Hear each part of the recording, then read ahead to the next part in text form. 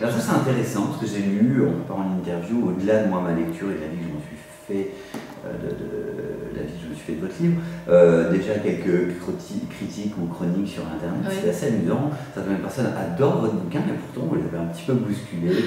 Tout à fait. J'entends, bon c'est pas toujours moral. Tout à fait. Effectivement, votre personnage Anna change de vie. Ouais. Et donc bon, bah, à un moment donné, il y a des dommages collatéraux sur certains choix, le mari est un peu sur le carreau et, et je pense que ça a gêné certaines personnes.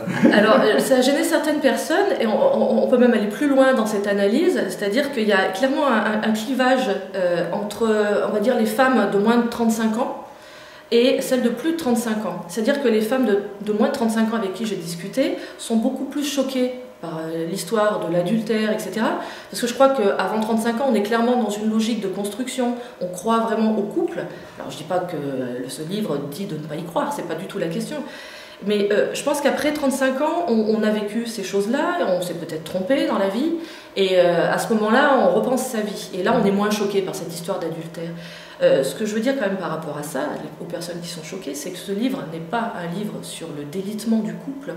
Je ne prétends pas, à travers ce livre, asséner le fait que le couple est voué à l'échec. C'est un livre, sur le contraire, c'est un livre sur le grand amour.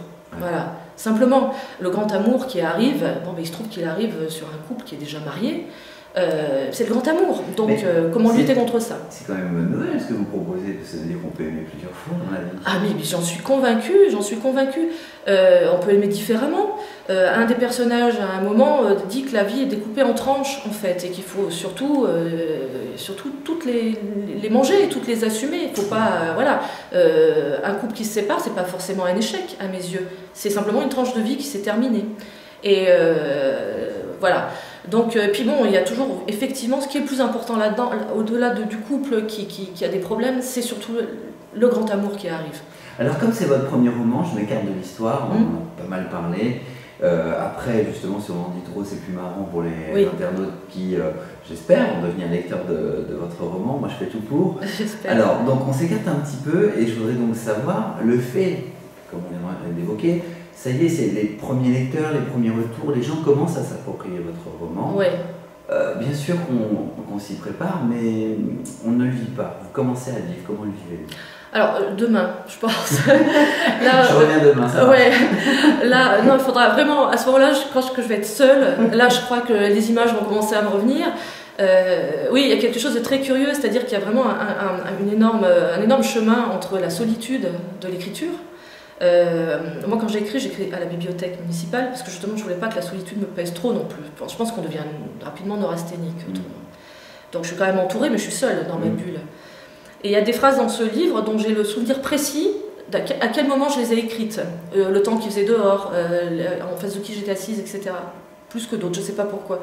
Et tout d'un coup, effectivement, ces phrases que j'ai écrites seule, les gens les lisent et me font des retours là-dessus.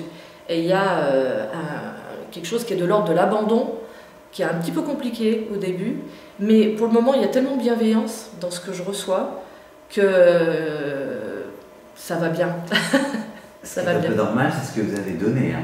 Oui, j'espère. Vous avez été quand même la première à avoir le courage d'écrire, de raconter une histoire, de nous faire du bien avec. Donc vous avez donné tout ça, donc oui. C'est pour ça que le retour est ainsi. C'est formidable parce que c'est ça. Ce que je veux raconter aux gens, c'est une histoire. Je veux, comme on appelle aux États-Unis, être un page turner. Ouais. C'est-à-dire, voilà, le truc. Moi, j'ai lu plusieurs bouquins dans ma vie comme ça qui m'ont complètement emporté. De là à pas éteindre la lumière à 3 h du matin, parce que c'est pas possible. Et moi, ce sentiment-là, c'est très proche du sentiment amoureux, en fait.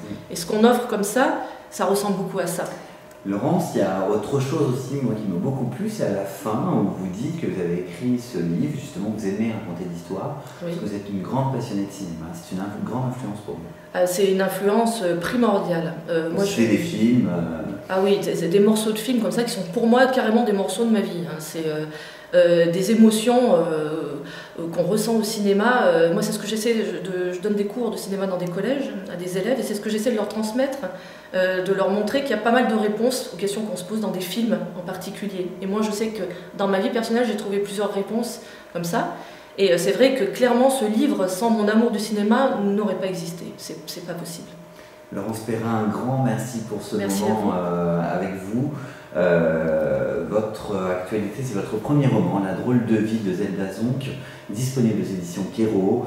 Au-delà du prix, hein, pour moi, il n'y aurait pas eu de prix, j'aurais adoré le bouquin de la même manière, ça ne change rien.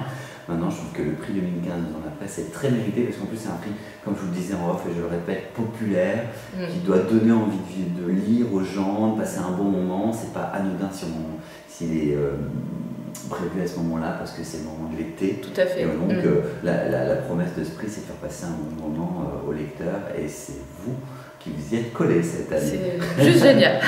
Un grand merci. Merci beaucoup.